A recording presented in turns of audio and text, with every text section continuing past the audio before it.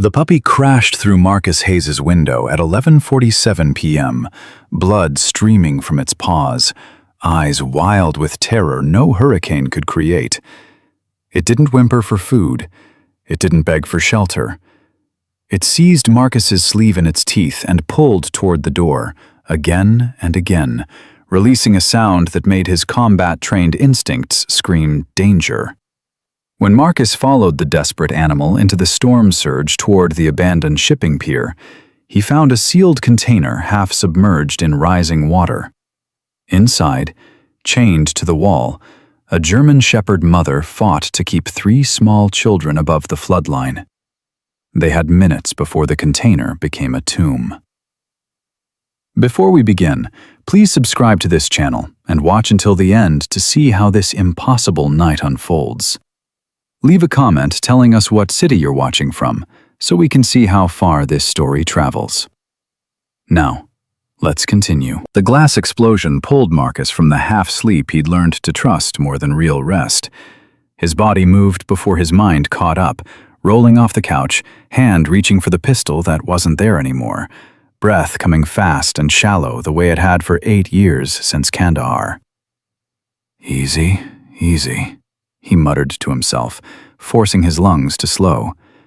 "It's just the storm." But storms didn't bleed. The puppy stood in the center of his trailer floor, surrounded by glittering glass shards, shaking so violently its legs could barely hold it upright. German Shepherd, maybe 4 months old, one ear standing while the other flopped sideways. Blood dripped from its front paws where the window had cut deep. Marcus froze. His chest tightened with the old, familiar panic. Not again. Not another dog. Not after Ranger. "No," he said aloud, backing toward the kitchen. "No, you need to go. I can't. I don't do this anymore." The puppy limped forward 3 steps and stopped, its eyes locked onto Marcus's face with an intensity that felt human. Then it did something that made his breath catch. It turned toward the door, took 2 limping steps, and looked back. Whined once, high, desperate, pleading. Turned again. Looked back again. "You've got the wrong guy," Marcus said, but his voice had lost its certainty. "There's a shelter 2 miles inland. They'll—" The puppy seized his pants leg in its teeth and pulled. Marcus jerked backward. "Hey, let go!" The animal released him, ran to the door, scratched frantically at the wood, then spun back to stare at Marcus. Its whine escalated into something that sounded horribly like words. "Help. Please. Help." "Jesus Christ," Marcus whispered. His hands were shaking now. Outside, Hurricane Deborah's outer bands shrieked against the trailer's metal skin. The power had died an hour ago. The evacuation order had come 6 hours before that. He'd ignored it like he ignored most things these days. The puppy collapsed suddenly, legs giving out. Its breath came in rapid pants. Exhaustion, blood loss, terror. Marcus recognized all 3. Against every instinct screaming at him to stay isolated, to stay safe, to never care about another living thing that could be ripped away, Marcus grabbed his jacket. "This is stupid," he told the puppy as he scooped it into his arms. The animal's heartbeat hammered against his chest. "This is so incredibly stupid." The puppy twisted in his grip, small teeth catching his sleeve again, pulling his arm toward the door. All right. Show me." The moment Marcus stepped outside, the storm tried to shove him back inside. Rain hit like fists. Wind screamed. The ocean, normally a quarter-mile away, had surged inland until water ran ankle-deep through the trailer park's gravel roads. The puppy squirmed free from his arms and dropped into the flood. It didn't head inland toward safety. It turned toward the beach, toward the abandoned industrial pier where the fishing companies had gone bankrupt 5 years ago. "No way," Marcus shouted over the wind. "Nothing's out there but—" The puppy turned back one more time. In the beam of Marcus's flashlight, he saw its eyes clearly. Not animal eyes. Eyes that knew exactly what they were asking. "My mother needs you. Children need you. Please." Marcus felt something crack inside his chest. The same thing that had cracked in Kandahar when Ranger took the bullet meant for him. When that little girl in the village had grabbed his hand and begged him not to leave before the Taliban came back. "I left anyway." "Not this time," Marcus heard himself say. He followed the puppy into the storm. They moved through waist-deep water, Marcus fighting current and wind while the puppy paddled ahead with grim determination. Lightning illuminated the abandoned pier in strobe flash moments. Skeletal metal structures, broken cranes, shipping containers stacked and forgotten. The puppy swam directly toward the largest container, sitting at the pier's far end where the water was deepest. "There's nothing here," Marcus yelled, but his voice disappeared into wind. Then he heard it. Barking. Deep, frantic, desperate. The sound of an animal fighting for its life. And beneath it, thinner and more terrible. Children crying. Marcus's PTSD evaporated, replaced by the cold clarity of combat operations. He waded faster, flashlight beam cutting through rain until it hit the container. Red, 40 feet long, sitting at an angle, one end already submerged. A heavy padlock hung from the door's external latch. The barking intensified. The children's cries rose in pitch. "I'm here!" Marcus shouted, reaching the container. "Hold on!"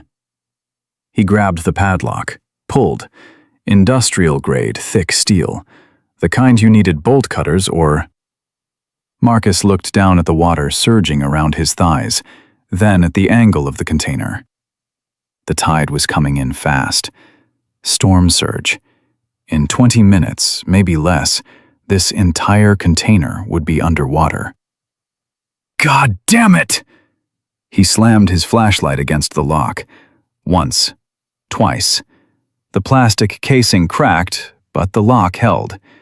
Inside, a child's voice. "Please, please help us." The puppy paddled in circles, whining. Marcus's training kicked in completely now. He assessed, calculated, acted.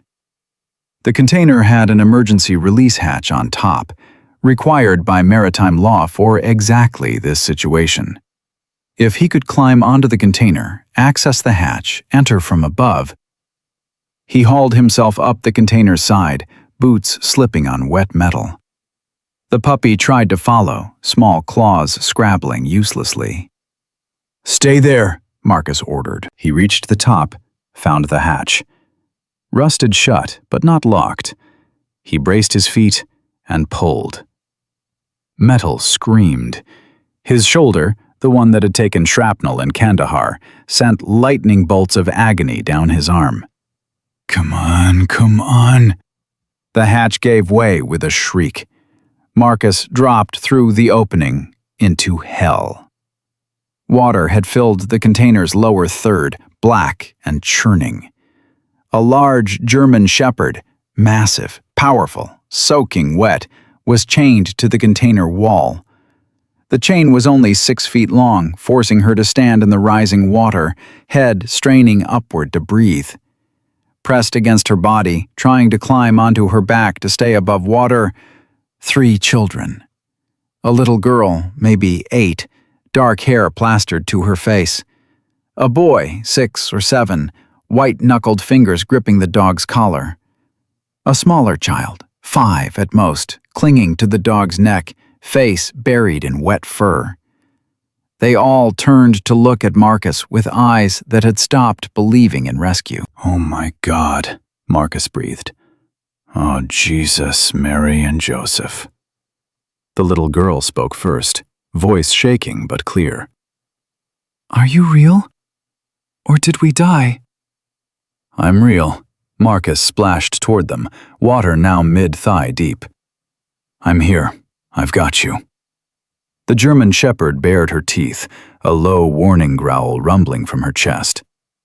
Easy, Mama, Marcus said softly, showing his empty hands. Easy. I'm here to help. The dog's eyes, amber, intelligent, desperate, met his.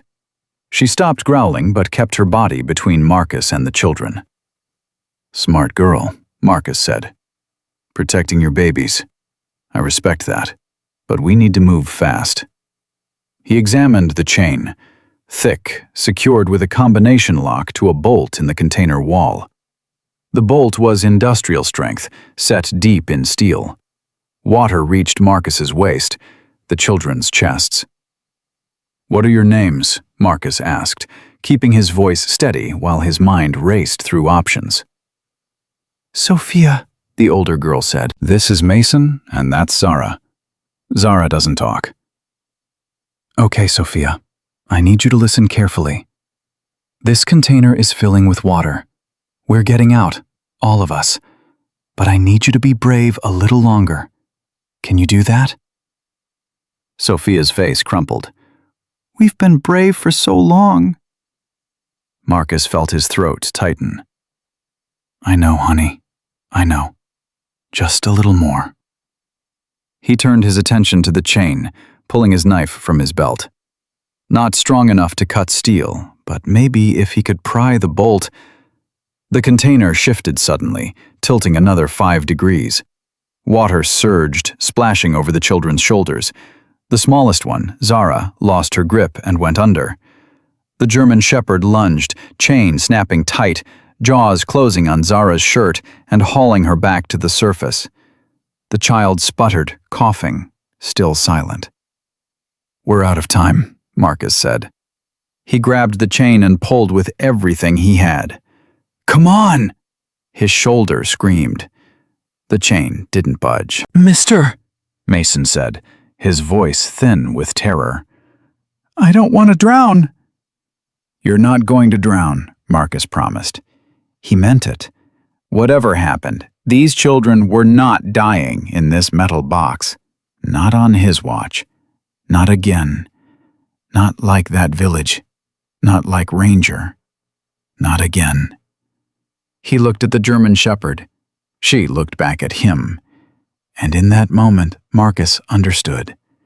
This dog had protected these children through whatever nightmare had brought them here.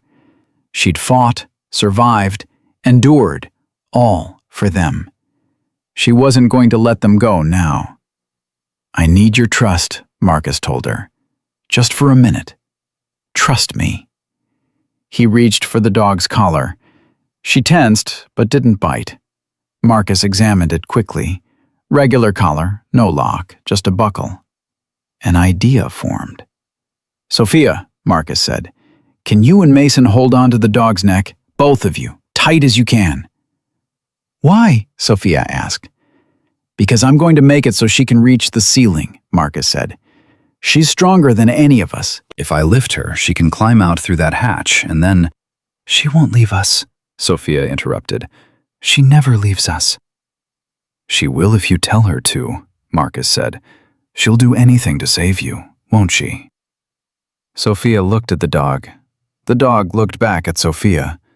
Something passed between them that Marcus couldn't name but recognized from his own time with Ranger. Atlas, Sophia whispered. That's her name. We named her Atlas because she holds us up. Water reached the children's shoulders. Marcus made his decision. He positioned himself beneath Atlas, braced his legs, and wrapped both arms around the dog's powerful body. She had to weigh 85 pounds, maybe more. His injured shoulder was already on fire. On 3, Marcus said. 1, 2, 3. He lifted with everything he had.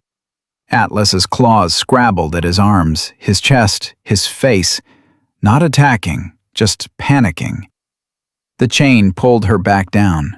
No! Marcus roared. He lifted again, higher this time, raising Atlas until her head breached through the hatch opening. Go! Climb! Atlas understood. Her powerful hind legs found purchase on Marcus's shoulders. Pain exploded through his body as she used him as a launching platform, surging upward through the hatch. The chain went taut.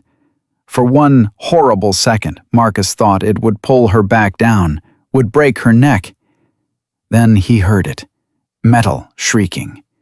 The bolt, old, rusted, weakened by years of salt water corrosion, ripped free from the container wall. Atlas disappeared through the hatch, chain trailing behind her. Marcus looked up at the opening, now 6 feet above his head. Water reached Sophia's chin. Your turn, Marcus said, reaching for the oldest girl. Give me your hand. What about you? Sophia asked. Don't worry about me. Worry about getting out. He lifted Sophia first, boosting her toward the hatch. Her small hands caught the edge. She pulled herself through with surprising strength, muscle memory from climbing to survive, Marcus realized. Mason next. The boy was crying now, sobbing with fear and exhaustion.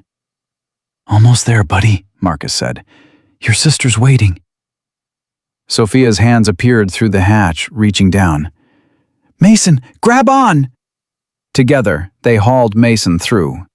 That left Zara, the smallest child, the silent one. Water touched her lips now.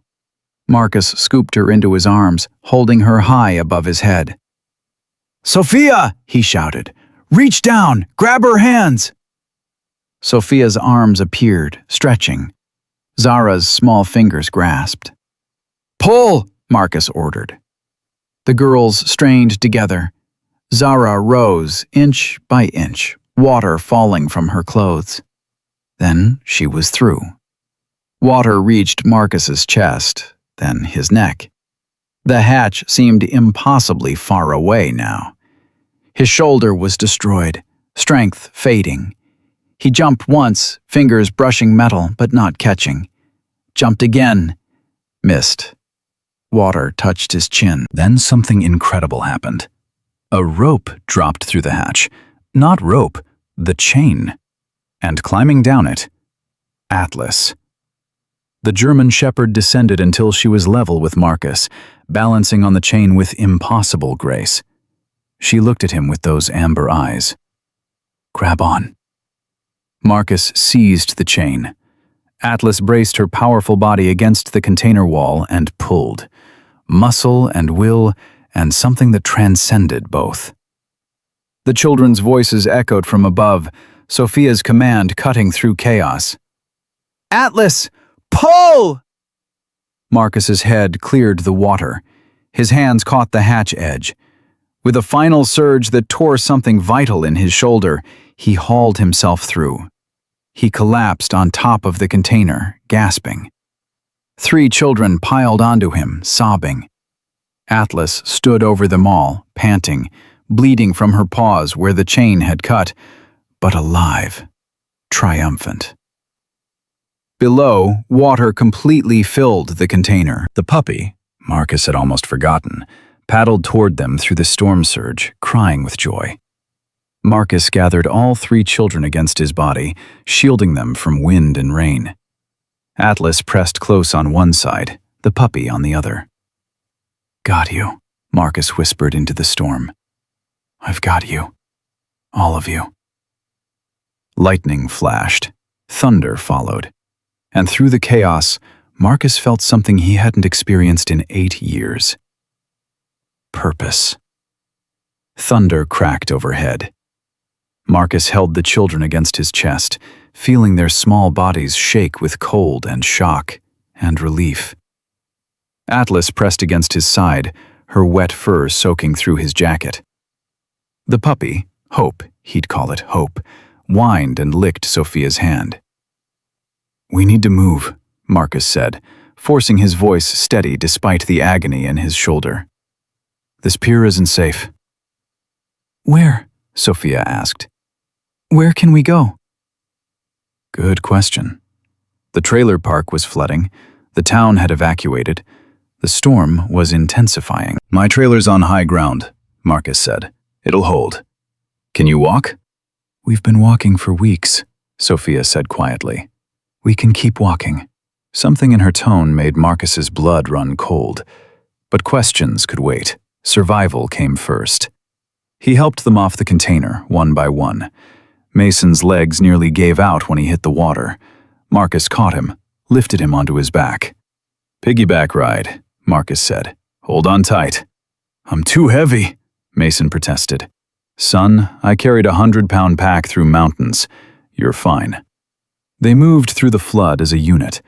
Atlas led the way, instinctively finding the shallowest path. Sophia held Zara's hand. The puppy struggled but refused to be carried, paddling with grim determination. When they finally reached the trailer, lights still dark, windows boarded but intact, Marcus had never been so grateful for his stubborn refusal to evacuate. He got them inside, dripping water everywhere, found towels, blankets, the emergency supplies he'd kept out of habit. Atlas collapsed immediately, sides heaving. Marcus examined her quickly, exhausted, malnourished, covered in old scars and fresh wounds, but nothing immediately life-threatening. The children were worse. In the dim beam of his flashlight, Marcus saw what he'd missed in the chaos. Bruises on their arms, too many to be accidental. Cuts on their wrists. Sophia's eye was blackened, weeks old but still visible. Mason flinched when Marcus moved too quickly. Zara's silence felt less like shyness and more like something broken. "Who did this to you?" Marcus asked, keeping his voice gentle. "Who chained the dog? Who locked you in that container?" Sophia's face went blank, practiced blankness. The look of a child who'd learned that answering questions led to pain. "It's okay," Marcus said quickly. "You don't have to tell me now. You're safe here. That's all that matters right now." "Are we?" Sophia asked. "Safe?" "Yes." "Promise?" Marcus looked at this 8-year-old girl who'd survived horrors he could only imagine, who'd kept 2 younger children alive through what must have been weeks of nightmare, who'd just climbed out of a flooding container with nothing but will. "I promise," he said. "On my life, I promise." Sophia studied his face for a long moment. Then slowly, she nodded. "His name was Wade," she said quietly. "The man who locked us in there." Marcus went very still. "Wade who?" "I don't know his last name, but he wore a uniform, a badge. He said nobody would believe us even if we told because he was the law." The room tilted slightly. Marcus forced himself to breathe. "A police uniform?" he asked carefully. Sophia nodded. "Sheriff. He said he was a sheriff." Marcus's hands clenched into fists. 8 years of combat. 8 years of watching bad men hurt innocent people. 8 years of being told he was done, broken, finished. All of it crystallized into one cold, clear understanding. This wasn't over. Outside, the hurricane screamed. Inside, 3 traumatized children and 2 wounded dogs slept curled together on Marcus's floor. And somewhere in this flooded town, a man with a badge thought he'd drowned his problems in a shipping container. Marcus picked up his phone. No signal. The storm had taken the cell towers. Good, he thought. Let them think we're dead. Let them think they won. Because when the storm cleared, when communication returned, when Wade felt safe enough to check his container, Marcus would be waiting. He settled into the chair by the door, pistol within reach despite his discharge, and watched his unexpected family sleep. Not again, he whispered to Ranger's ghost, to the Afghan girl's memory, to every failure that haunted his dreams. Not this time. This time, I don't walk away. Atlas opened one amber eye and looked at him. A warrior, recognizing another warrior. She closed her eye, satisfied. The hurricane battered the trailer through the night. Inside, 6 survivors breathed together, healing, planning, preparing. The storm would pass. The real fight was just beginning. Dawn came gray and hostile. Marcus hadn't slept. He'd spent the night listening to the storm tear at the trailer's metal skin, while 3 children and 2 dogs breathed in rhythm on his floor. When the wind finally died to a dull roar around 6 a.m., he knew the worst had passed. Sophia woke first. She sat up slowly, eyes scanning the room with practiced wariness before landing on Marcus, still sitting by the door. "You stayed," she said. "I promised." "Adults break promises." Marcus held her gaze. "Not this one." Atlas lifted her head, immediately alert. The puppy, Hope, yawned and stretched, tail wagging tentatively. Mason and Zara still slept, curled together like refugees from a war zone. Which, Marcus realized, they were. "I need to know what happens to you," Marcus said quietly. "Not because I'm nosy, because whoever did this might come looking." Sophia's jaw tightened. "They will come looking. Wade said if we ever got out, he'd find us. He said nobody escapes." "How long were you in that container?" "Just last night. Before that, we were in a house. Before that, a warehouse. Before that—" Her voice cracked. "I don't remember all the places anymore." Marcus felt his hands curl into fists. He forced them open. "Start from the beginning. Your beginning." Sophia looked at Mason and Zara, still sleeping, then back at Marcus. "You want the truth? Or the pretty version adults like to hear?" "Truth. Always truth." She took a breath. "I was at Walmart with my mom 3 months ago. She was sending money to my dad. He got deported last year. I went to the bathroom. When I came out, a woman was waiting.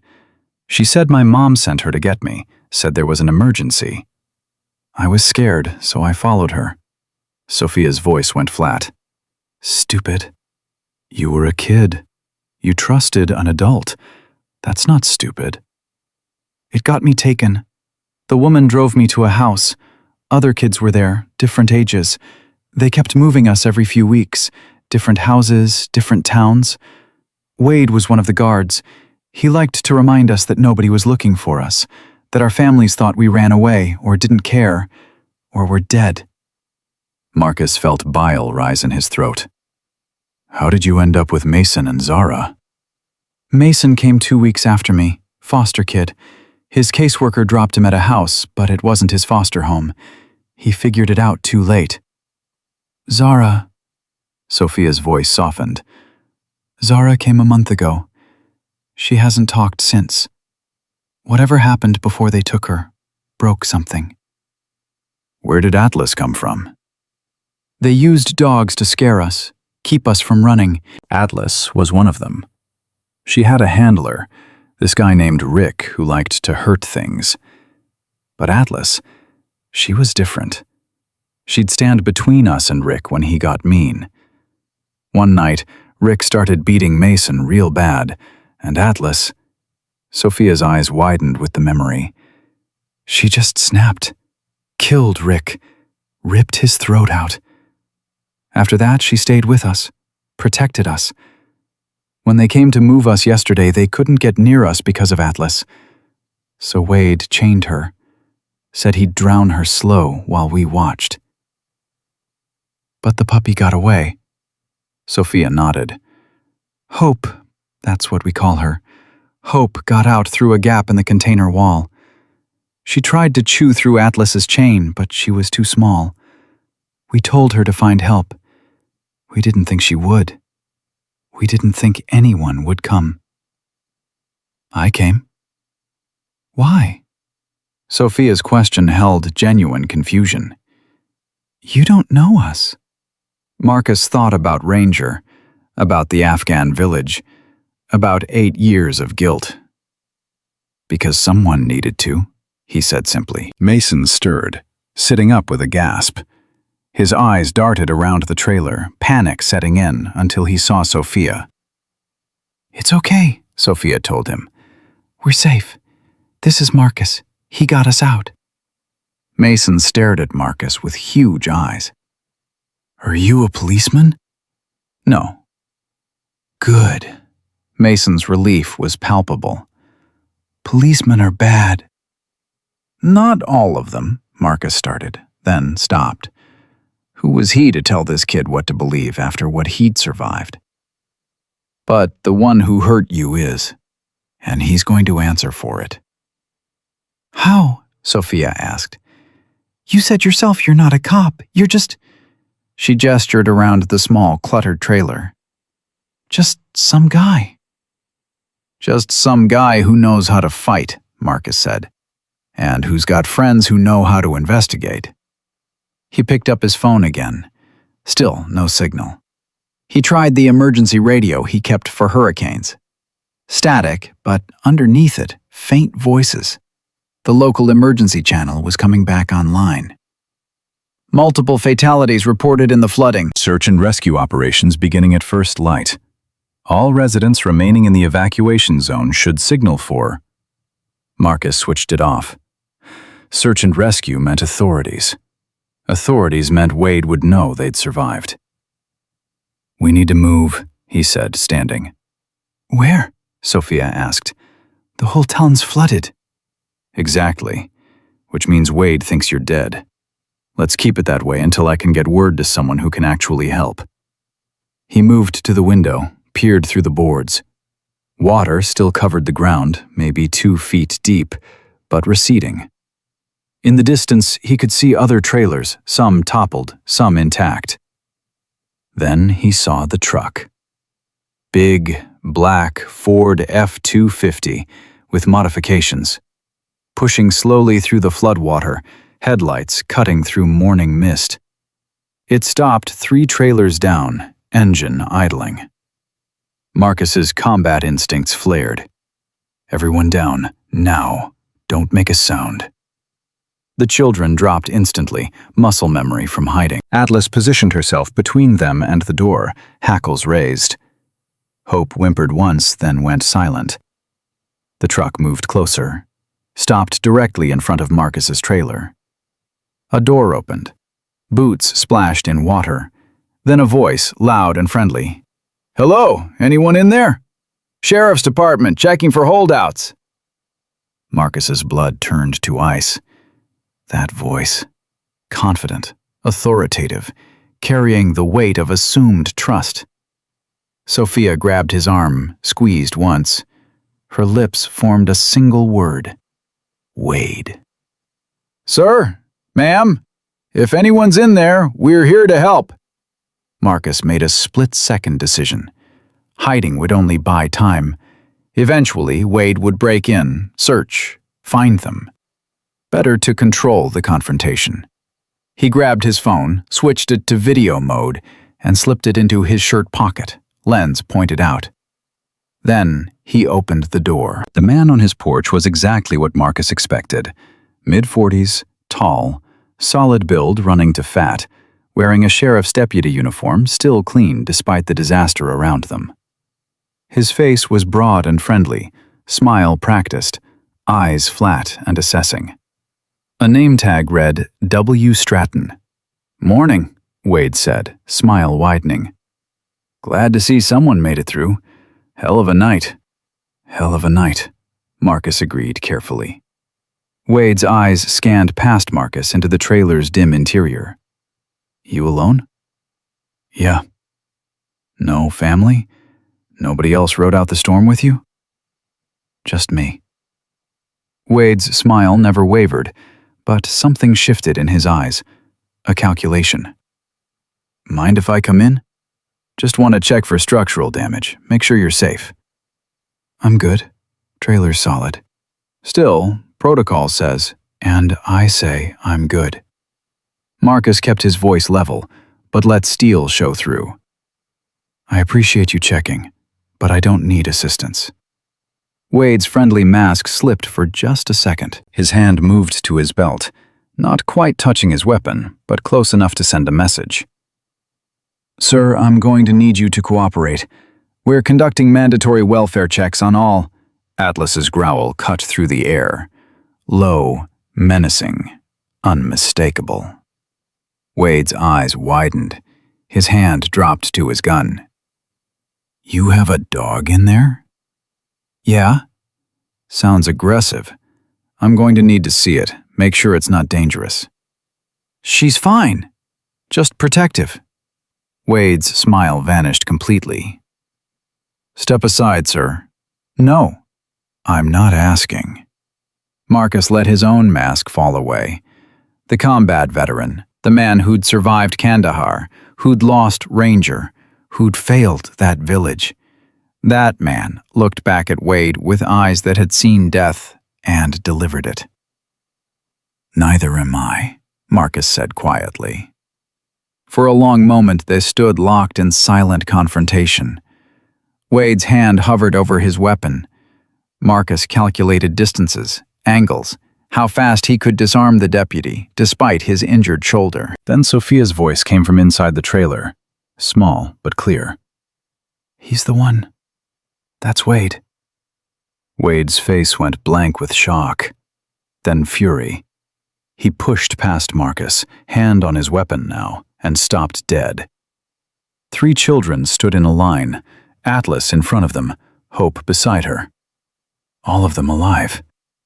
All of them staring at him with eyes that knew exactly who he was. Impossible, Wade breathed. You were... The container was... Full of water by now? Marcus finished. Yeah, it was. Turns out someone pulled them out just in time. Wade spun on him. You have no idea what you've done. Saved 3 kids from drowning? Yeah, I've got a pretty good idea. They're runaways. Troubled kids from broken homes. I was transporting them to protective services when the storm hit. I had to secure them for their own safety. In a locked shipping container? Emergency shelter. The building I was using flooded. With a chained dog? The animal's dangerous. Killed a man. To protect these kids, Marcus said. Funny how that works. Wade's jaw clenched. His hand still rested on his weapon. Marcus could see him calculating, weighing options. 3 children. 1 man. 2 dogs. No witnesses. Hurricane aftermath. Bodies could disappear easily in this chaos. I'm going to have to take them into custody, Wade said finally. For their safety. No. Sophia's voice, steady, certain. We're not going with you. Honey, you don't have a choice. I said no. Sophia stepped forward, and Marcus saw something fierce in her young face. You're not a policeman. You're a monster. And I'm not scared of you anymore. Wade's mask shattered completely. Rage flooded his face. He reached for Sophia. Atlas moved like lightning, 85 pounds of protective fury launching at Wade's arm. Her teeth sank into his forearm, drawing blood through the uniform sleeve. Wade screamed, trying to shake her off. His other hand grabbed his gun. Marcus reacted on pure instinct. He caught Wade's wrist, twisted hard, and drove the deputy face first into the trailer's floor. The gun clattered away. Atlas released Wade's arm and positioned herself between him and the children again. "Assault on an officer!" Wade sputtered, blood and spit flying. "I'll have you arrested! You're dead! All of you are—" Marcus drove his knee into Wade's back, pinning him. I'm recording this entire conversation. You threatening these kids. You pulling your weapon in front of children. Say something else. Please. Wade went still. Marcus felt the tension in the man's body, the coiled violence waiting for an opening. "Let me up," Wade said quietly. Marcus did, but positioned himself between Wade and the door. Wade stood slowly, cradling his bleeding arm, eyes burning with hatred. "You don't know what you're dealing with," Wade said. "You think I'm alone? You think this is just me? There's a whole system, and you just stepped into something you can't possibly understand. Try me." Wade's smile returned, cold and certain. "You'll see. Keep them if you want. Protect them if you can. But when we come back, and we will come back, there won't be any talking. There won't be any arresting. There'll just be cleanup." He walked to the door, stopped, looked back at Sophia. "You should have stayed dead, little girl. Would have been easier." Then he was gone, splashing through floodwater to his truck. The engine roared to life. The truck backed up, turned, disappeared into the mist. Marcus locked the door, checked every window, then turned to find all three children staring at him with huge eyes. "What did he mean?" Mason whispered. "About coming back?" Marcus knelt so he was at their eye level. "He means there are more people involved in what happened to you. People who don't want to be exposed. But here's what he doesn't know. I've been fighting people like him my whole adult life, and I'm very good at it." "One man against a system?" Sophia said. "Those aren't good odds. One man, 2 dogs, and 3 kids who just survived hell," Marcus corrected. "Plus, I've got a friend who specializes in bringing down bad systems." He pulled out his phone again. Still no signal. But he'd recorded the entire confrontation with Wade. The threats, the attempted grab, everything. "We need to get this to someone who can help," Marcus said. "Someone outside the local system. Someone Wade doesn't control." "Who?" Sophia asked. "Guy I served with, goes by Doc. He's FBI now, works child trafficking cases." The words hung in the air. Child trafficking. Spoken aloud, it made the nightmare real in a way it hadn't been before. Zara made a small sound. Not quite words, but close. She pointed at the phone in Marcus's hand. "You want to help?" Marcus asked gently. Zara nodded. "Okay. When I get through to Doc, you can tell him whatever you want. Or nothing. Your choice." Zara looked at Sophia, then Mason, then at Atlas. Some silent communication passed between them. Then she pulled up her sleeve. Marcus's breath caught. Numbers, written in permanent marker on her small arm. Not a name, a number. Like livestock. "They all have them," Sophia said quietly. "All of us who came through this place. That's how they kept track. Like inventory." Marcus felt something break inside his chest. Not weakness. Clarity. Pure, crystalline rage that bypassed emotion and went straight to purpose. "Doc's going to want to see that," he said, keeping his voice steady. "But only if you're comfortable showing him." "I want them to go to prison," Zara said. Her voice was small, hoarse from disuse, but absolutely certain. First words she'd spoken since Marcus found her. "They will," Marcus promised. "Every single one of them." He tried the phone again. A single bar of signal appeared, flickered, held. Marcus dialed from memory. The call connected, rang once, twice. "Hayes?" Doc Rivera's voice, concerned. "Jesus, man, I heard about the hurricane. You okay?" "No," Marcus said. "Doc, I need you to listen carefully. I've got 3 kidnapped children, a dirty cop, and about 24 hours before this whole thing explodes. I need FBI here now, but I need them to come quiet. Can you do that?" Silence on the line. Then, "How certain are you?" I pulled them out of a flooded shipping container last night. I've got video of a deputy threatening them this morning. He looked at Zara's arm. I've got evidence. Jesus Christ. Okay. I'm making calls now. Where are you? Marcus gave him the address. Doc, they said there's a system. Multiple people. This goes deeper than one dirty deputy. How deep? Sheriff's office for sure, maybe more. Then we come in from the outside. State police, my unit, nobody local. But Marcus, I need you to understand. If this is as big as you think, they're going to come for those kids before we can get there. Can you hold? Marcus looked at Atlas, battle-scarred and alert. At Hope, small but brave. At 3 children who'd survived things that would have broken adults. Yeah, he said. I can hold. 24 hours. Can you stay invisible that long? I'll do my best. Your best was enough in Kandahar. It'll be enough now. I'm coming, brother. Hold the line. The call ended. Marcus lowered the phone and found Sophia watching him. What happens now? She asked. Now we wait. And we prepare. For what? For Wade to come back with friends. As if on cue, an engine rumbled in the distance. Then another. Then a third. Marcus moved to the window, peered through the boards. 3 trucks were moving slowly through the flooded trailer park, searching systematically. How long do we have? Sophia asked.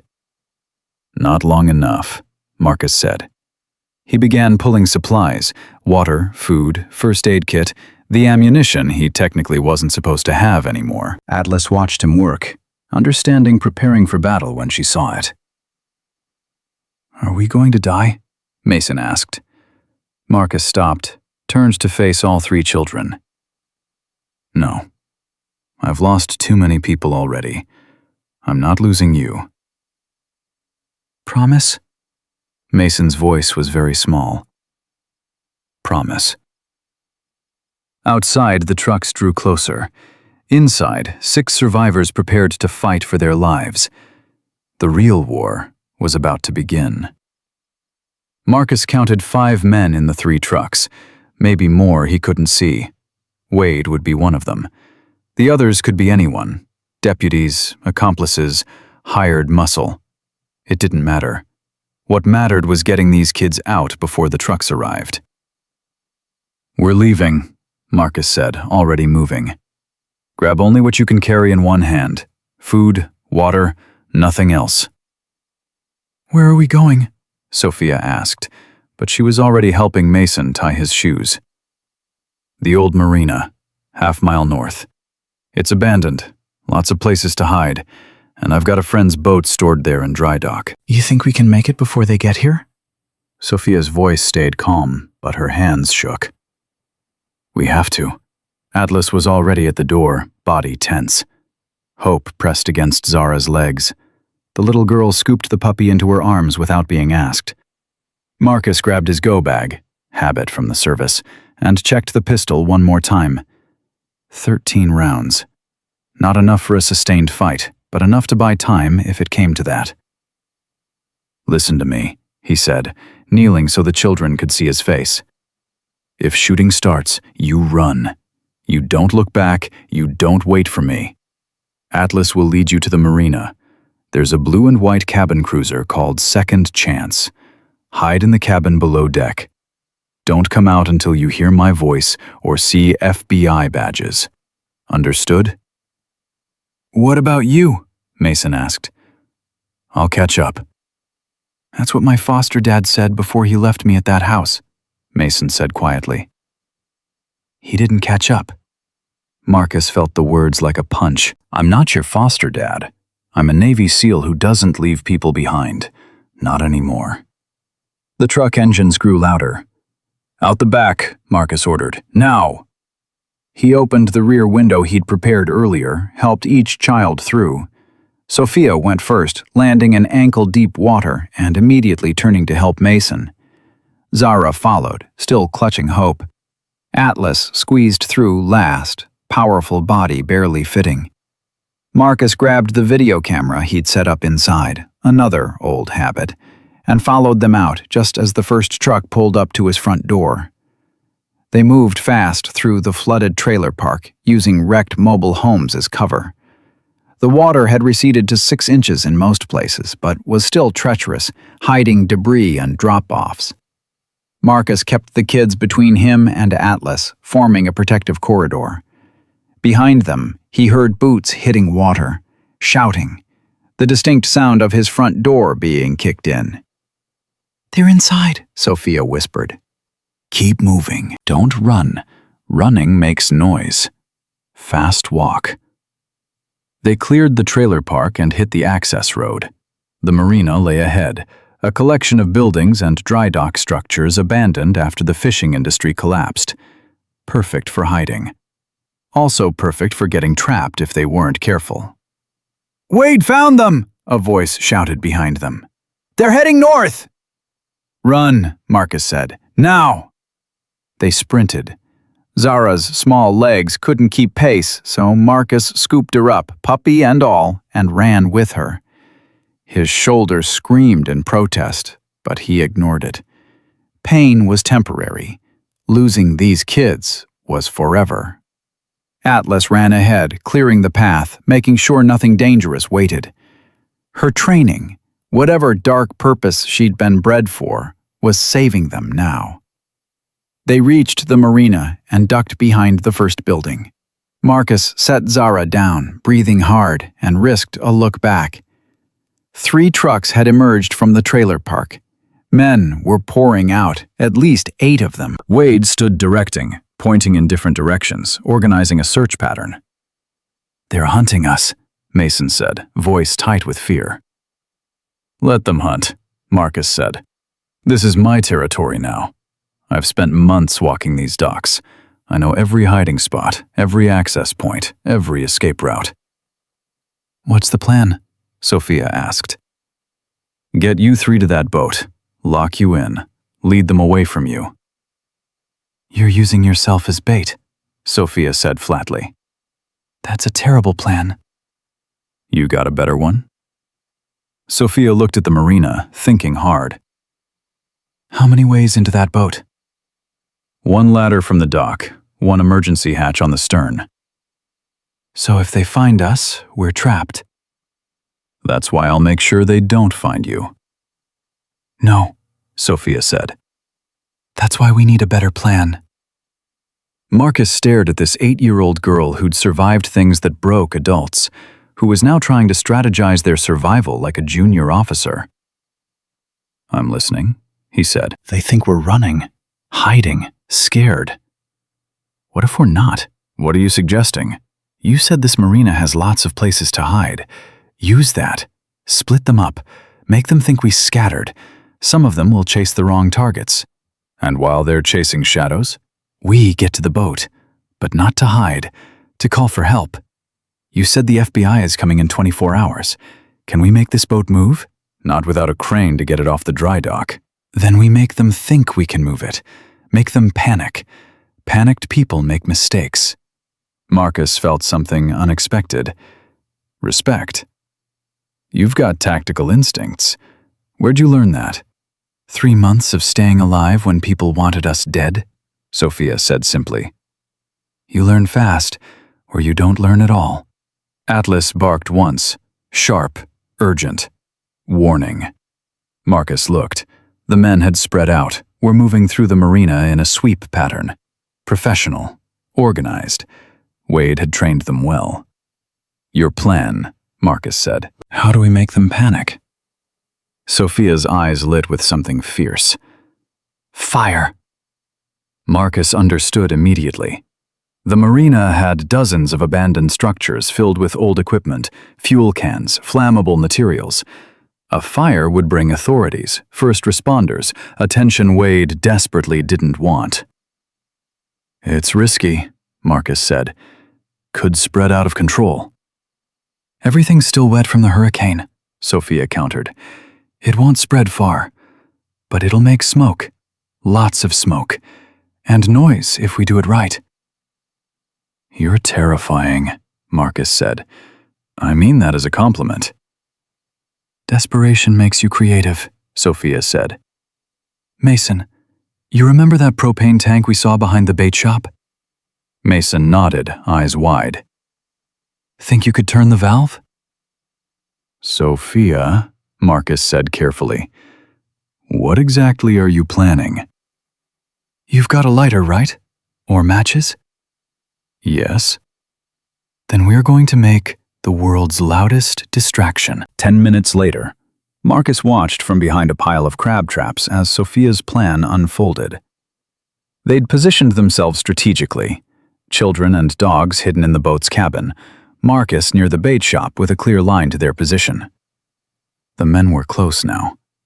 Marcus could hear Wade's voice. Check every building. They can't have gone far. 3 kids and 2 dogs, they'll leave tracks. Marcus pulled out his lighter, said a prayer that this insane plan would work, and lit the trail of diesel fuel they'd poured from a storage tank. The flame raced across wet concrete, following the fuel line directly to the bait shop's back wall, where they'd opened the propane valve. For 3 seconds, nothing happened. Then, the propane ignited.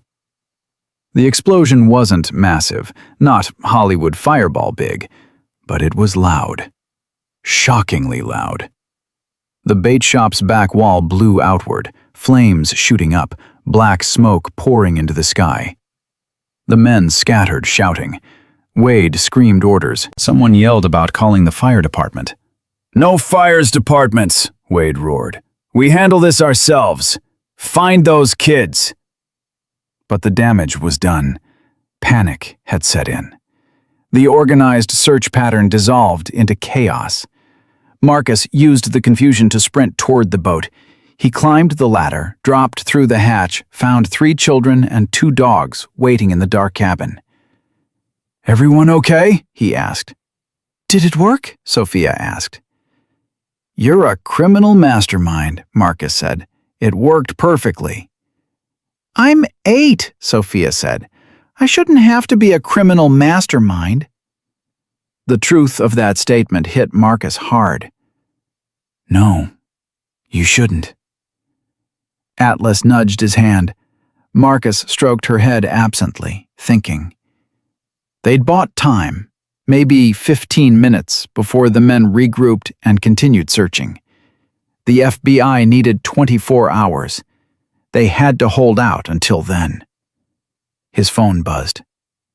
Miracle, signal was back. A text from Doc. State police en route, 6 hours. Can you hold? 6 hours was better than 24, but it was still 6 hours. Marcus texted back. We'll do my best. A voice from outside. Check the boats. They might be hiding in the dry dock. Out of time, Marcus said. New plan, we... Marcus Hayes! Wade's voice, amplified through a megaphone. I know you're here. I know you can hear me. Let's talk like reasonable people. He doesn't want to talk, Sophia said. He wants to know where we are. Smart girl, Marcus agreed. He moved to a porthole, peered out carefully. Wade stood on the main dock, megaphone in hand, 5 men flanking him. Professional stance, weapons visible. Hayes, I've got a proposition. You walk away right now and we forget this ever happened. You can keep the dogs. Hell, I'll even throw in a finder's fee, 10,000 cash. Just walk away. He's lying, Mason whispered. Of course he's lying, Marcus said. But why lie? Why not just rush us? Because he doesn't know exactly where we are, Sophia said, and he's scared of what you might have recorded. Marcus's phone buzzed again. Another text from Doc. Sending you backup. Friend in area. 30 minutes. 30 minutes. Still too long. Hayes! Wait again. I know you're ex-military. Special forces, right? You understand tactics. You understand when you're outnumbered and outgunned. Be smart. Take the money. Walk away. Zara tugged on Marcus's sleeve. When he looked down, she pointed at Hope, then at herself, then at the porthole. "What is it?" Marcus asked. Zara held up Hope, pointed at the puppy's collar, the one they'd left on her after the rescue. Marcus looked closer. There was something attached to it, a small device he'd missed in the chaos. "Is that a—" Marcus's blood ran cold. "GPS tracker." "They've been tracking us the whole time," Sophia breathed. Which meant Wade knew exactly where they were. The talking, the negotiation. It was a stall. While Wade kept them focused on his voice, his men were moving into position. Marcus looked out the porthole again. The 5 men who'd been standing with Wade were gone. "Everybody down!" Marcus shouted. The cabin door exploded inward. 2 men rushed in, guns drawn. Atlas launched at the first one, jaws closing on his arm. He screamed, dropped his weapon. Marcus grabbed the second man's wrist, twisted, and used the man's own momentum to slam him into the wall. Hope, all 20 pounds of puppy courage, sank her teeth into the first man's ankle. He tried to shake her off, stumbled, fell backward through the hatch. "Out!" Marcus yelled at the children. "Up the ladder! Now!" Sophia grabbed Mason and Zara and pushed them toward the emergency hatch. They climbed fast, terrified and desperate. Atlas bounded after them, still snarling. Marcus grabbed the fallen pistol and followed, emerging onto the deck to find 3 more men climbing the dry dock scaffolding toward them. "Jump!" Marcus ordered, pointing at the water below. "It's only 10 feet. "I can't swim!" Mason screamed. "Atlas can!" Marcus grabbed the boy and threw him off the side. Atlas didn't hesitate. She dove after him, hitting the water and immediately positioning herself so Mason could grab her collar. Sophia and Zara jumped together, Hope tumbling after them. Marcus fired 3 shots at the climbing men, not to hit them, just to slow them down. It worked. They scattered, seeking cover. Marcus jumped. The water hit him like concrete. His shoulder exploded with pain. But he surfaced, grabbed Zara before she went under, and started swimming toward the far dock. Behind them, Wade's voice. "You can't run forever, Hayes. Eventually you'll run out of places to hide. And when you do, those kids are mine." They pulled themselves onto the far dock, dripping and gasping. Marcus's shoulder was on fire. Atlas shook water from her fur, immediately alert for threats. Hope whimpered, but stayed close to Zara. "That was insane," Sophia panted. "That was completely insane." 30 minutes, Marcus said, checking his phone, miraculously still working despite the water. "Dock's backup arrives in 30 minutes. We just have to survive until then." "How?" Mason asked. "They're everywhere." Marcus looked at the children, exhausted, terrified, but still fighting. Looked at Atlas, wounded, traumatized, but loyal. At Hope, tiny, determined, refusing to give up. And he made a decision. "No more running," he said. "We end this now." "What do you mean?" Sophia asked. "Wade's scared. That's why he's offering money. That's why he's trying to negotiate. He knows if we reach the FBI with what we know, his whole operation collapses. Every person involved goes to prison." So we make him more scared. We make him panic so badly he makes a fatal mistake. Marcus pulled out his phone, opened the video recording, and sent it directly to Doc with a message. "Evidence attached. If anything happens to us, release everything." Then he stood, helped the children to their feet, and walked toward the main dock where Wade waited. "What are you doing?" Sophia hissed. "Calling his bluff," Marcus said. "Stay behind me. Atlas, protect them." They emerged into open space. Wade saw them immediately, his face transforming from anger to shock to cold calculation. "Well," Wade said, lowering the megaphone, "looks like we're doing this the hard way." "There is no hard way," Marcus said. "I've already sent everything to the FBI. Videos, photos, GPS coordinates, your name, your face threatening children. It's over, Wade. The only question now is whether you go quietly or go hard." Wade's laugh was ugly. "You think the FBI scares me? You think anyone's going to believe 3 runaway kids and a crazy veteran over a decorated sheriff's deputy?" "I think a decorated sheriff's deputy is about to find out," a new voice said.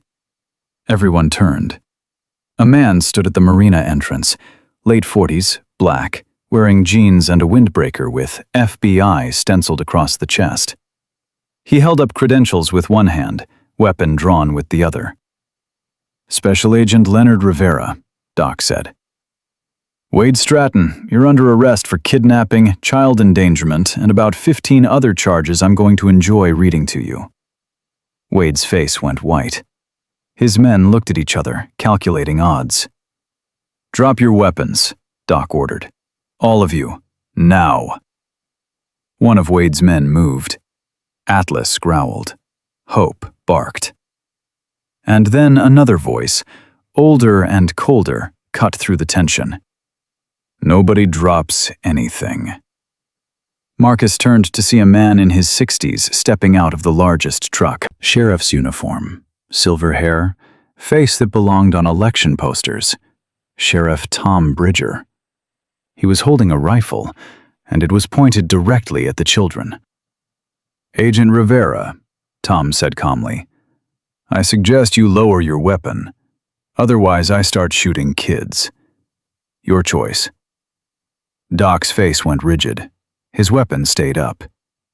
"You won't shoot," Doc said, but Marcus heard the uncertainty. Tom smiled. "Won't I? I've been running this operation for 8 years. You think I've come this far to let it end because of 3 brats and a bleeding heart veteran?" He adjusted his aim, centering the rifle on Sophia's chest. "Last chance, Agent. Your weapon, on the ground, or her blood is on your hands." Marcus stepped forward, putting himself between the rifle and Sophia. "If you want them," Marcus said quietly, "you go through me first." Tom's smile widened. "Happy to oblige." His finger tightened on the trigger. The gunshot never came. Instead, Atlas moved. She'd been trained for violence, bred for it, and in that split second when Tom's finger pressed the trigger, she launched herself across 15 feet of dock, faster than human eyes could track. Her jaws closed on the rifle barrel just as it fired, jerking Tom's aim skyward. The bullet went wild, punching a hole in the marina's corrugated roof. Tom screamed, trying to wrench the rifle free. Atlas held on, growling, shaking her head with the weapon clamped in her teeth. Wade raised his pistol toward the dog, but Doc was faster. "Federal agent, drop it!"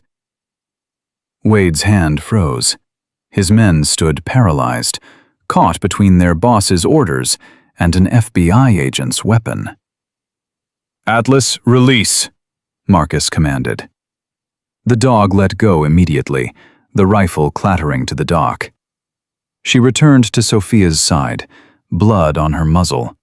Tom's blood, where the rifle sight had cut his face.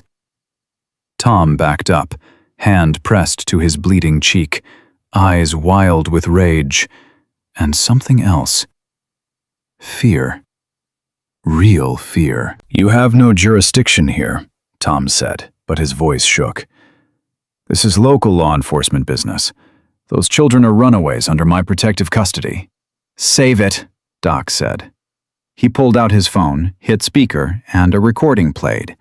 Wade's voice, crystal clear. "They're runaways, troubled kids from broken homes.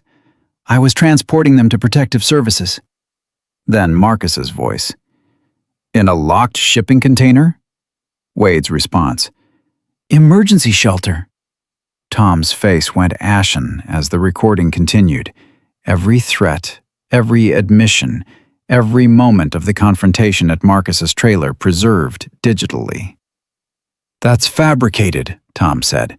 "Edited. Inadmissible." "Maybe," Doc agreed. "But the GPS data from the tracker you put on that puppy? The one that leads directly back to your office? That's pretty admissible.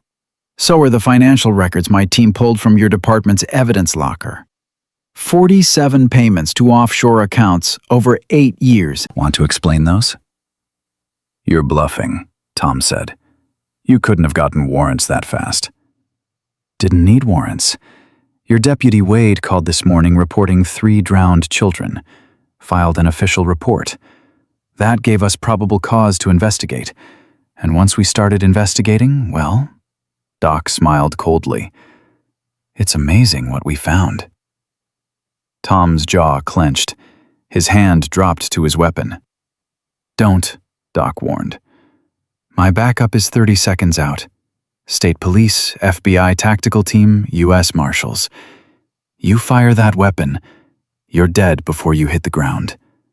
But more importantly, you prove every accusation these kids made about you. Those kids are liars, Tom shouted. Criminals. I'm 8 years old. Sophia's voice cut through the air like a knife. She stepped around Marcus, facing Tom directly. I'm 8. Mason is 6. Zara is 5. What crime could we possibly commit that justifies what you did to us? Tom's mouth opened, closed. No answer came. You took me from my mother, Sophia continued, voice shaking but steady. You put me in a cage. You sold me like I was cattle. You told me nobody cared. Nobody was looking. Nobody would believe me if I told. But you were wrong. Tears streamed down her face now, but she didn't stop. Someone did care. Someone did look. And everyone's going to believe me now, because I have proof. She held up her arm, showing the numbers written there. Every child who came through your system has these. How many, Sheriff? How many kids did you steal? Tom's face crumpled. Not with remorse, with fury at being caught. You little... He lunged toward Sophia. Marcus moved to intercept, but someone else was faster. Zara stepped between them, hope clutched in her small arms, and screamed. Not words, just pure, undiluted rage and pain and refusal to be a victim anymore. The sound stopped Tom in his tracks. Then Zara spoke, voice hoarse but certain. No more. You don't touch us. Never again. The words broke something in Tom. He grabbed for his weapon. Doc fired. Not a kill shot. The bullet hit Tom's hand, shattering bone, sending his pistol spinning away. Tom collapsed, howling, cradling his destroyed hand. Wade and his men froze, hands shooting up in surrender. Sirens wailed in the distance, growing closer. Red and blue lights flashed through the marina entrance. State police vehicles, unmarked FBI cars, even a news van poured into the lot. It's over, Doc said quietly. All of it. Marcus sank to his knees, suddenly unable to stand. His shoulder throbbed. His whole body shook with adrenaline crash. Sophia, Mason, and Zara surrounded him, small arms wrapping around his neck, his chest, his back. Atlas pressed against them all, protective, even in victory. Hope squirmed free and licked Marcus's face. You did it, Sophia whispered. You kept your promise. We did it, Marcus corrected. All of us. State police officers swarmed the dock, weapons drawn, barking orders. Wade and his men were forced to the ground, cuffed, read their rights. Tom was loaded onto a stretcher, still screaming threats about lawsuits and wrongful arrest and police brutality. A woman in an FBI windbreaker approached Marcus. Late 50s, black, with kind eyes and a no-nonsense expression. Mr. Hayes, I'm Special Agent Carla Thompson, Child Exploitation Unit. These the children? Marcus nodded, suddenly unable to speak. You did good, Thompson said softly. real good. We've been tracking this operation for 2 years, but we couldn't get close. Local law enforcement kept blocking us. Now we know why. How many? Marcus managed to ask. How many kids? Thompson's face hardened. We're still counting, but based on the financial records, at least 40 over 8 years, maybe more. Marcus felt sick. 40 children, 40 families destroyed, and it had taken a hurricane and a desperate puppy to expose it. What happens to these 3? Marcus asked. Standard protocol, medical evaluation, trauma counseling, placement with family services until we can locate their families. No, Sophia's voice fierce. not family services, not another foster home, not another stranger who doesn't care. Thompson's expression softened. Honey, I understand you're scared, but I want to stay with Marcus, Sophia said. He saved us. He protected us. He didn't give up even when he could have walked away. It doesn't work that way, Thompson said gently. Mr. Hayes isn't a licensed foster parent. There are procedures, background checks, home studies. Then start them, Marcus heard himself say. Whatever I need to do, I'll do it. Thompson looked at him carefully. You understand what you're volunteering for. These kids have been through severe trauma. They'll need therapy, medical care, stability. It's not a short-term commitment. Marcus looked at Sophia's fierce eyes, Mason's desperate hope, Zara's fragile trust. I know about trauma, Marcus said. I've got 8 years of PTSD. I wake up screaming. I can't hold down a regular job. I live in a trailer. But I also know what it's like when nobody shows up for you. When everyone who promised to care just disappears. I'm not doing that to them. Marcus, Doc said quietly, think about this. Be realistic. I am being realistic, Marcus said. These kids need someone who understands what they survived. Someone who knows how to fight the nightmares. Someone who won't give up when it gets hard. That's me. That's what I am now. Thompson studied him for a long moment. I can't make promises, but I can start the paperwork. Emergency foster placement while we process everything. It'll be supervised, monitored, and if at any point we think it's not working, it'll work, Sophia said.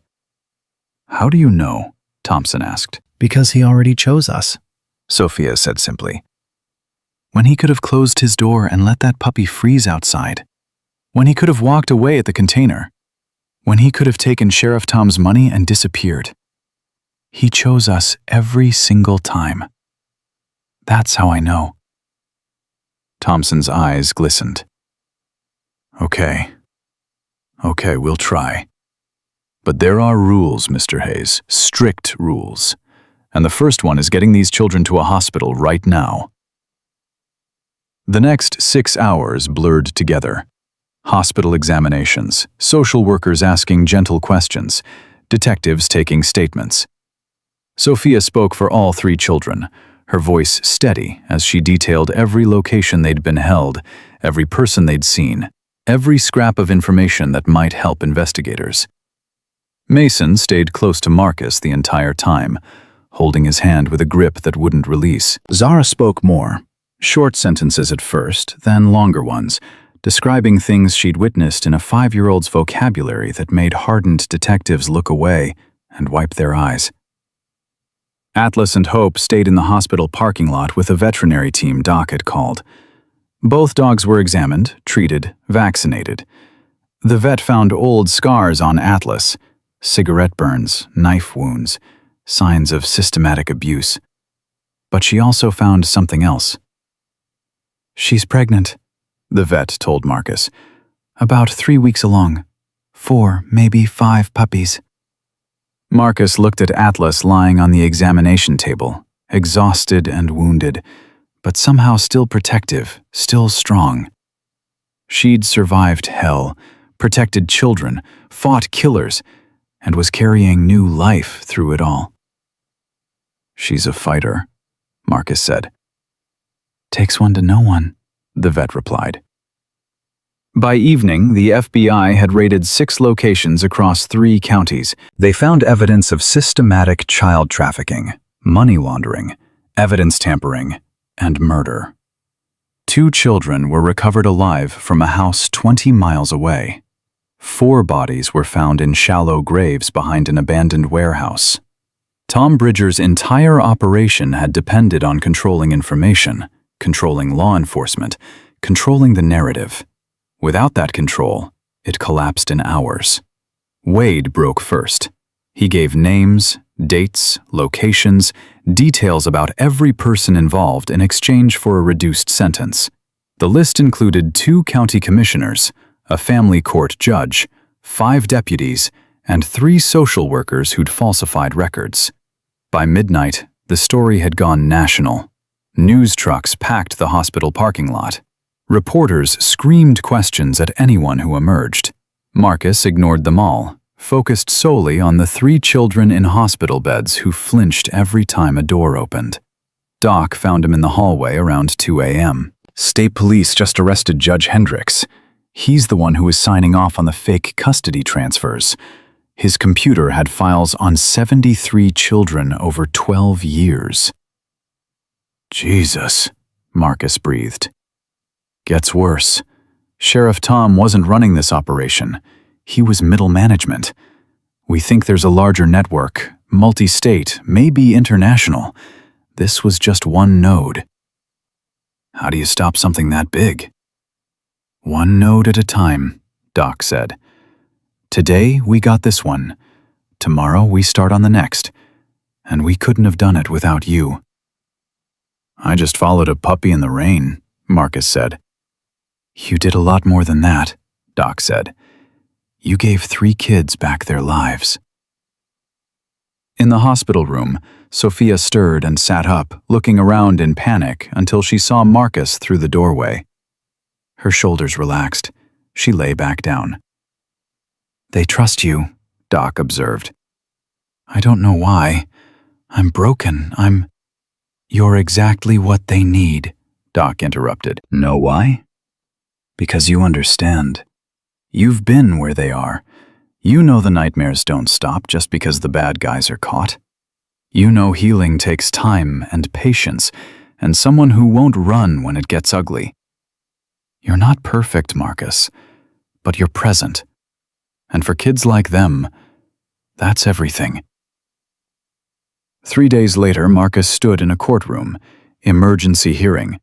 Judge Patterson, brought in from another district to avoid conflicts, reviewed the paperwork with careful attention. Sophia, Mason, and Zara sat in the front row with the social worker. Atlas and Hope waited outside with Doc. "Mr. Hayes," Judge Patterson said, "this is highly irregular. Emergency foster placement usually goes to established homes with experience, not to single men with PTSD living in trailer parks." "Yes, Your Honor," Marcus said.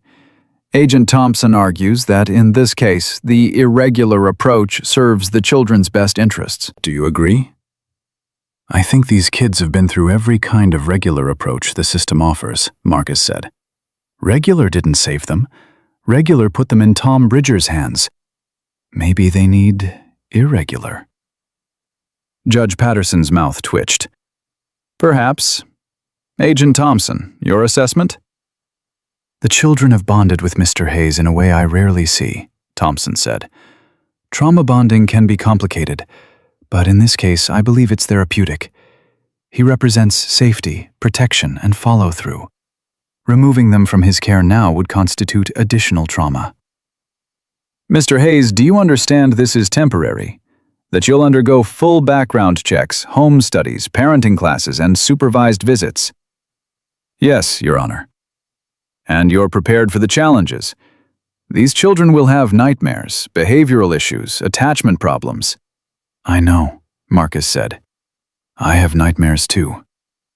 Maybe we can figure it out together." The judge looked at the children. Sophia, you're the oldest. How do you feel about staying with Mr. Hayes? Sophia stood. He's the first adult who didn't lie to me. The first one who showed up when he said he would. The first one who put himself between us and danger without asking what he'd get in return. I don't know what the future looks like, but I know I want him in it. Mason? Mason's voice was quiet. He carried me. When I was too scared to walk, he carried me. Nobody ever carried me before. Zara? Zara stood slowly. She walked to Marcus and took his hand. Safe, she said. One word, but it meant everything. Judge Patterson removed her glasses and rubbed her eyes. Against my better judgment and every regulation in the book, I'm granting emergency foster placement. Mr. Hayes, you've got 90 days to prove this can work long term. If you fail, these children go into traditional foster care. Don't fail. I won't, Marcus promised. That evening, Marcus pulled his truck into the trailer park, or what was left of it after the hurricane. His own trailer was damaged but repairable. He'd figure it out. Sophia, Mason, and Zara climbed out of the truck, looking around at the destruction with wide eyes. Atlas emerged last, Hope following. The puppy was bigger now, stronger, more confident. It's not much, Marcus said, but it's home. For now. We've slept in shipping containers, Sophia said. This is a palace. They moved inside. Marcus had cleaned up, bought extra blankets, prepared the space as best he could. It was still cramped, still damaged, still a far cry from the perfect foster home the system preferred. But when the children curled up together on the floor with blankets and pillows, when Atlas settled beside them with Hope tucked against her belly, when Mason laughed at something Sophia said, and Zara smiled for the first time since Marcus had known her, it felt like home. Marcus sat in his chair by the door, watching them drift toward sleep. His shoulder still hurt. His PTSD hadn't magically disappeared. The nightmares would still come. But for the first time in 8 years, he wasn't alone anymore. Marcus? Sophia's voice, sleepy. Yeah? Thank you for not closing your door when Hope knocked. Marcus felt his throat tighten. Thank you for teaching me how to open it again. Outside, the world was already moving on. News cycles shifted, the story faded. But in this small trailer in a damaged park, 6 survivors breathed together, healing slowly, learning to trust. The real work was just beginning. The nightmares started on day 4. Marcus woke to Sophia's screams at 3 a.m., found her tangled in blankets, fighting invisible attackers. He approached slowly, hands visible, voice steady. Sophia, you're safe. You're in the trailer. Nobody's hurting you. Her eyes opened, wild and unseeing. Wade's coming. He's going to take us back. Wade's in federal prison. He can't hurt you anymore. You don't know that. You don't... Her voice cracked. What if they let him out? What if he finds us? Marcus sat on the floor beside her mattress. Then he goes through me first. And Atlas. And every FBI agent Doc can mobilize. And the entire U.S. Marshals Service. Wade would need an army to get to you now. What if you leave? Sophia whispered. What if you decide we're too broken to fix? Marcus felt the question like a physical blow. I'm not leaving. Everyone leaves. Not me. Want to know why? He waited until she looked at him. Because you 3 are the first thing in 8 years that's made me want to stay alive. You think you need me? I need you more. Sophia's eyes filled with tears. That's not how adults talk to kids. Maybe that's the problem, Marcus said. Maybe kids deserve honesty more than they deserve pretty lies. She crawled across the small space and buried her face in his shoulder. He held her while she sobbed, feeling his own tears fall into her hair. When she finally pulled back, her voice was small but steady. "Don't give up on us. Please." "Never," Marcus promised. "Not even if you make it hard. Especially not if you make it hard." Mason's nightmare came 2 hours later, then Zara's. By dawn, Marcus had held all 3 children through their terrors, Atlas pressed against them all, Hope whimpering in sympathy. The home study evaluator arrived at 9 a.m. Mrs. Patricia Chen, 60-something, clipboard in hand, expression professionally neutral. She walked through the trailer, making notes, asking questions, measuring spaces. "This is smaller than regulation requires for 4 occupants," she said. "I'm looking at houses," Marcus said. "The trailer's temporary." "Your income is disability payments and odd jobs. How do you plan to support 3 children?" "Carefully. Doc Rivera's helping me apply for veteran employment program. I've got skills, just needed a reason to use them again." Mrs. Chen made more notes. "The children sleep on the floor." "Beds are being delivered Friday. Couldn't afford them and the background check fees at the same time. Priorities." "Mr. Hayes, I appreciate your honesty, but the state has standards. This living situation is better than a shipping container," Sophia said from the doorway. better than a cage, better than any place we've been in 3 months." Mrs. Chen turned to look at her. "Sophia, I'm trying to ensure your safety. We're safe here. We weren't safe in the system that's supposed to protect us. We weren't safe with foster parents who had perfect houses and passed all your checks. We're safe with Marcus. Why is that so hard to understand?" "Because he's not equipped. He jumped into a flooded container to save us," Sophia's voice rose. "He fought armed men. He kept every promise he made. What more does he need to be equipped with?" Mrs. Chen's expression softened slightly. "Sometimes love isn't enough, honey. You need stability, resources, professional support." "Then give us that," Sophia said. "Help us instead of taking us away. Marcus will do anything you require. Parenting classes, he'll take them. Therapy, we all need it anyway. Home improvements, tell us what needs fixing. But don't separate us because the paperwork doesn't fit some perfect template." Mrs. Chen looked at Marcus. "Is she always this articulate?" "When she's fighting for her family," Marcus said. "Yeah." "Family," Mrs. Chen repeated softly. She made another note. "Mr. Hayes, I'm recommending continued placement with additional support services. But you'll need to show significant improvement in living conditions within 60 days. Can you do that?" "Yes, ma'am." "And you'll attend every therapy session, every parenting class, every check-in meeting?" "Every single one." Mrs. Chen nodded slowly. "Then we'll try. But I'm watching closely. These children deserve the best." "They deserve everything," Marcus agreed. "I'm just trying to give them what I can." After Mrs. Chen left, Sophia hugged Marcus so hard his ribs creaked. "Thank you." "You did the convincing," Marcus said. "I just stood there looking desperate." "You're good at that," Sophia said, then smiled. First real smile he'd seen from her. The next crisis came 3 weeks later. Doc called with news that made Marcus's stomach drop.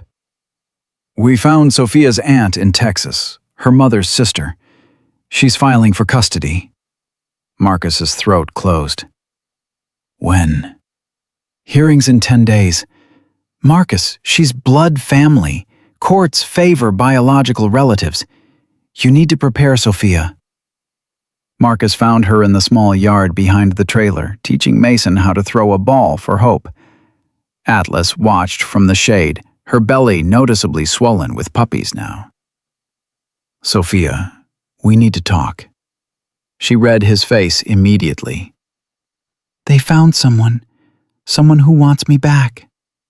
Your aunt. Your mom's sister. She lives in Texas. She's been looking for you since you disappeared. Sophia's face went blank, the practiced blankness of someone preparing for pain. When do I leave? There's a hearing first. Judge will decide what's best. What's best is always what adults want, Sophia said. Never what kids want. That's not true. Isn't it? Did anyone ask me if I wanted to go to Walmart that day? Did anyone ask if I wanted to go with that woman? Did anyone ask if I wanted to be locked in a warehouse? Adults decide. Kids obey. That's how it works. Then break the system, Marcus said. Tell the judge what you want. Make them listen. What if what I want doesn't matter? Sophia's voice cracked. What if blood is thicker than everything else? Marcus knelt in front of her. Your aunt loves you. She's been searching for 3 months. She called police, posted flyers, filed reports. She never stopped looking. But she's a stranger now, Sophia whispered. I don't remember her face. I don't remember her voice. All I remember is you pulling me out of that water. You teaching me I could fight back. You... She couldn't finish. I'll be there, Marcus said. At the hearing. Whatever happens, I'm not disappearing. The courtroom 10 days later was smaller than Marcus expected. Judge Patterson presided again. Sophia's aunt, Maria Gonzalez, sat with her lawyer, eyes red from crying. She was young, maybe 30, with Sophia's same fierce expression.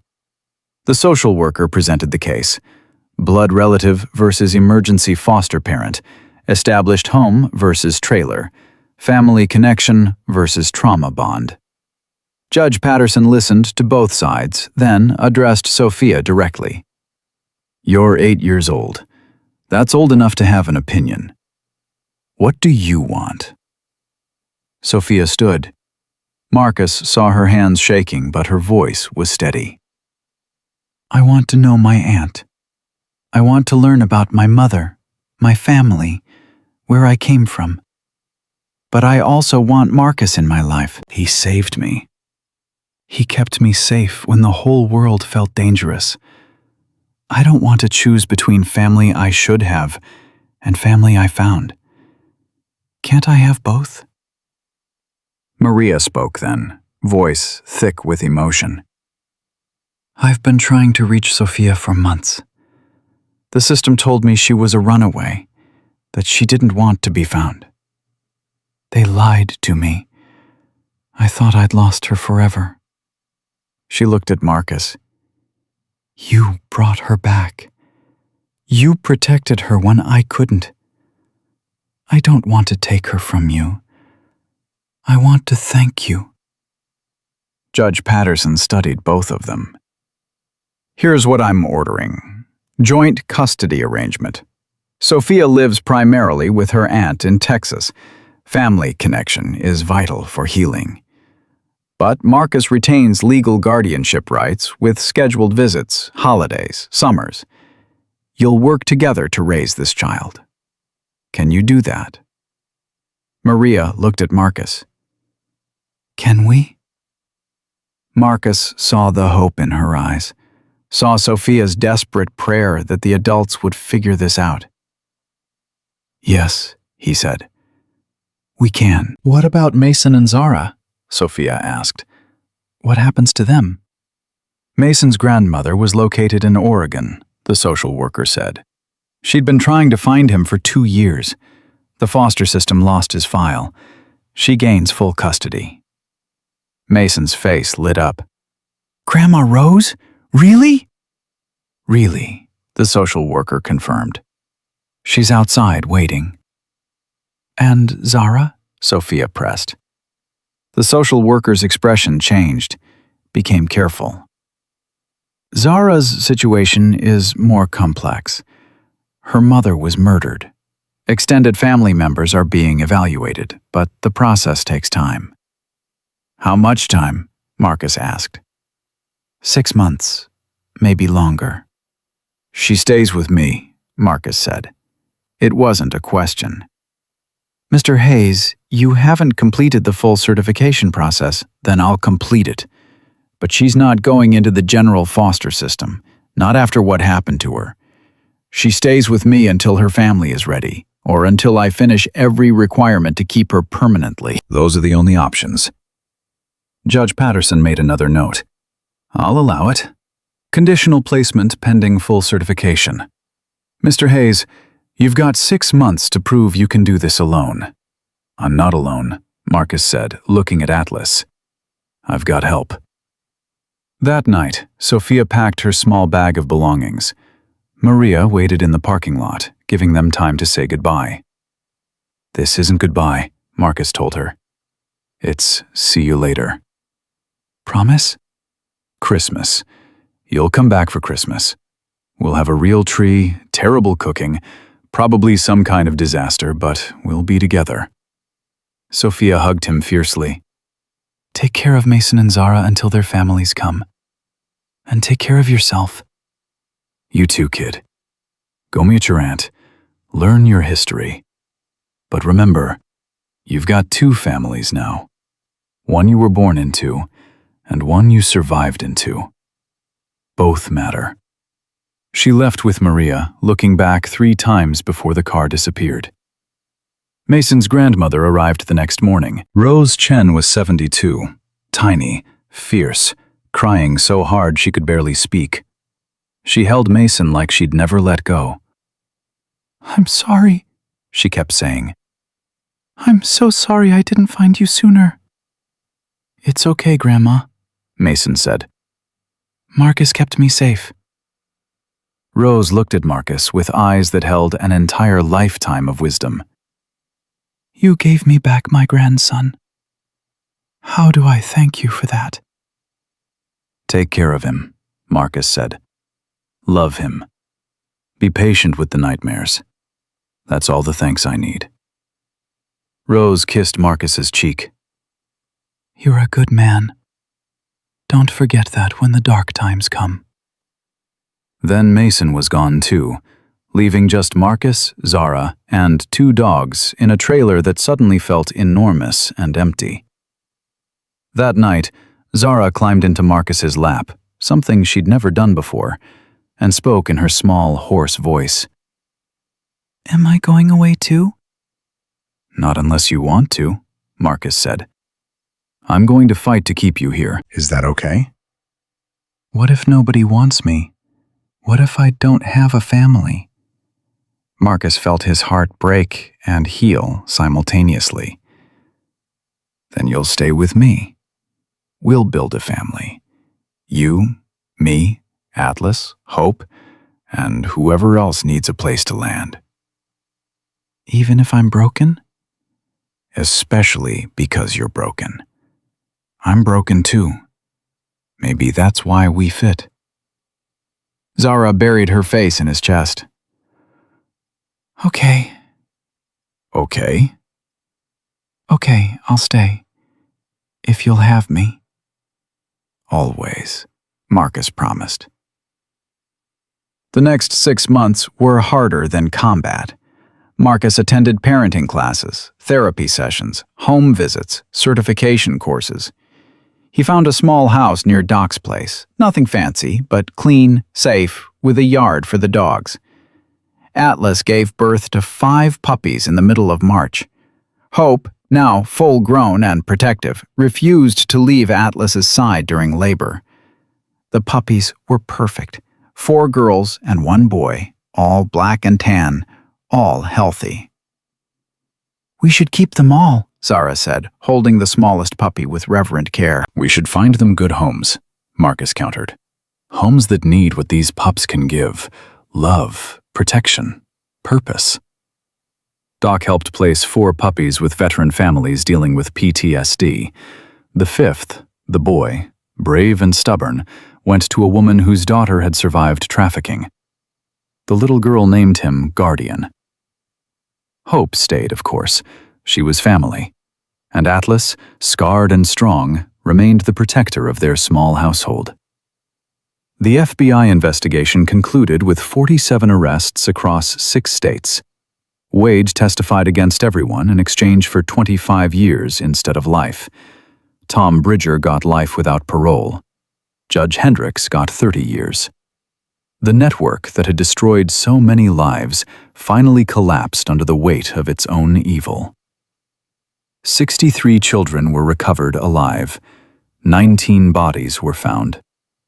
The numbers haunted Marcus's dreams, but Zara's presence in the house kept him grounded. She needed him functional. So he stayed functional. In September, Marcus received a letter from Washington, D.C. Congressional hearing on child trafficking in rural America. They wanted him to testify. He brought Zara with him. At 9 years old now, stronger but still fragile, she sat in the gallery while Marcus faced a room full of politicians. "Mr. Hayes," the committee chair said, "you're not law enforcement. You're not a social worker. You're a disabled veteran living on the margins. How did you accomplish what entire agencies couldn't?" "I showed up," Marcus said simply. "A puppy asked me for help, and I followed. That's all. I didn't need special training or authority. I just needed to care enough to act." What would you tell other veterans struggling with PTSD and isolation? Marcus thought about Ranger, about the Afghan village, about 8 years of guilt that had nearly killed him. I'd tell them that surviving isn't the same as living. That sometimes healing doesn't come from therapy or medication or time. Sometimes it comes from being needed, from having someone depend on you being strong. Those 3 kids saved my life as much as I saved theirs. They gave me a reason to keep fighting. What happens now? To you and Zara? Marcus looked at the small girl in the gallery. She waved shyly. "Now we live," Marcus said. "We heal. We help other families who've survived this nightmare. We make sure no other kids get lost in a system that's supposed to protect them. And we remember that miracles don't always look like angels with wings. Sometimes they look like a terrified puppy knocking on your door in the rain." The hearing made national news. Marcus's testimony went viral. Donations poured in, enough to establish a foundation supporting trafficking survivors and their families. Christmas came with Sophia and Mason both returning. Maria and Rose brought them, and for 3 days the small house was full of laughter, chaos, presents, and healing. Sophia had grown taller, was doing well in school. Mason smiled more now, the fear gradually leaving his eyes. Zara spoke in full sentences, told jokes, even laughed when Hope knocked over the Christmas tree. They gathered around the table, Marcus, 3 children, 2 women who understood what family really meant, 2 dogs, and 5 puppies visiting for the holiday. The food was simple but plentiful, the conversation loud and joyful. "I need to say something," Marcus said, standing awkwardly. "A year ago, I was alone, broken, convinced my life was over. Then a puppy crashed through my window and changed everything." "Hope saved us all," Sophia said. "She did," Marcus agreed. "But here's what I learned. God doesn't always send help the way we expect. He doesn't always send strong people to save weak ones. Sometimes he sends broken people to save each other. Sometimes he uses a hurricane, a container, and a desperate dog to bring together the exact people who need each other most." "That's beautiful," Maria said softly. "That's truth," Marcus corrected. "None of us were supposed to meet. Sophia was supposed to disappear. Mason and Zara, too. I was supposed to drink myself to death in that trailer. Atlas was supposed to be a weapon. Hope was supposed to die with her mother. But we all survived. And not just survived, we found each other. He raised his glass. To families we're born into and families we build. To second chances. To puppies who refuse to give up. To God's strange and perfect timing. And to every person watching who thinks their best days are behind them. They're not.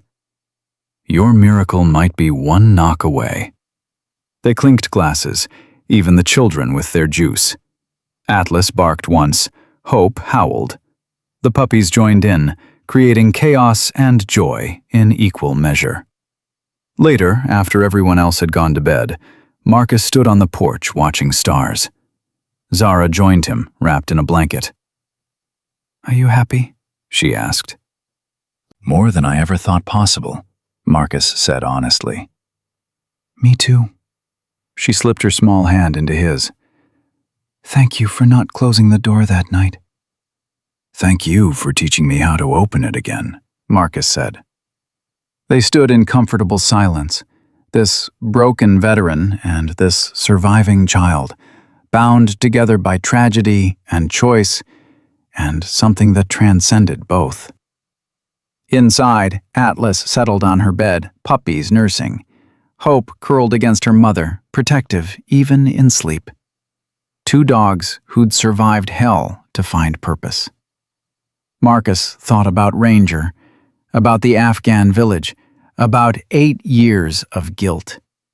The memories were still there, but they'd changed. They weren't endings anymore. They were beginnings.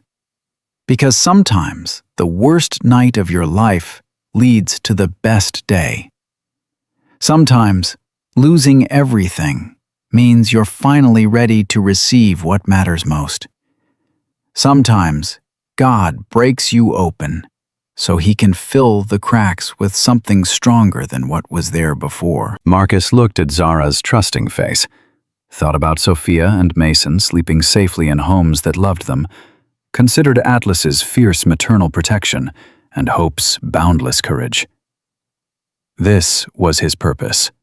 This was why he survived Kandahar, why he lived through Ranger's death, why he refused to evacuate during that hurricane. Not to be a hero, not to save the world, just to be present when 3 children and 2 dogs needed someone to show up and stay. Come on, Marcus said to Zara. Let's go inside. Family's waiting. She smiled, took his hand, and together they walked back into the warmth, where love lived in the space between broken people who'd chosen to heal together. Where miracles wore fur and had 4 legs and knocked on doors during storms. Where God's plan unfolded not in grand gestures, but in small acts of courage that changed everything. The door closed behind them. Inside, 6 survivors breathed together. Outside, stars watched over a world that still held darkness, but also held light, held pain, but also held hope, held endings, but also held beginnings, for anyone brave enough to open the door when miracles knocked.